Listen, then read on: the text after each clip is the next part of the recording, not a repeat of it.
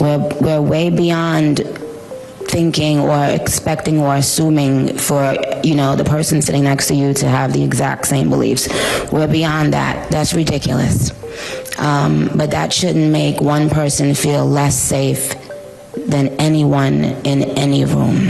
Why is Nicki Minaj speaking at a UN panel? For months, Republicans have alleged that Islamist militants in Nigeria are specifically targeting Christians. Donald Trump even stated that the US would address the issue. Nicki Minaj became vocal in support of Trump's comments, thanking him publicly online. Her remarks reportedly cost her thousands of followers, but generated major media attention. Barbs, I know you're somewhere listening. I love you so very much. You have been the ultimate light in my life and career for so long. I appreciate you, and I want to make it very clear once again that this isn't about taking sides. This is about standing up in the face of injustice.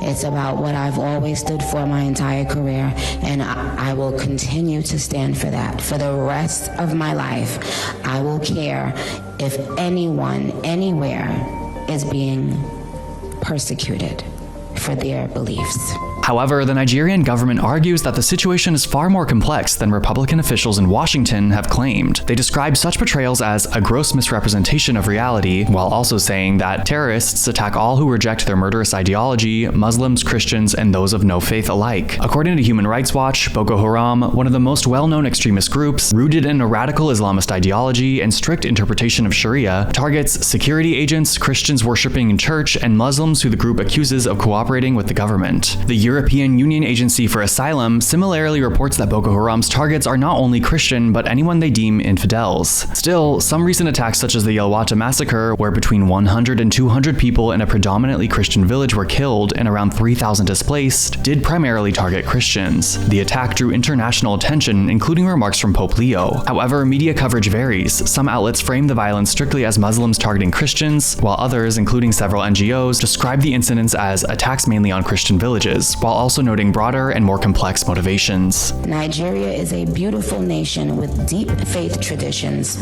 and lots of beautiful barbs that I can't wait to see. When one's church, mosque, or place of worship is destroyed, everyone's heart should break just a little bit. And the foundation of the United Nations, with its core mandate to ensure peace and security, should shake.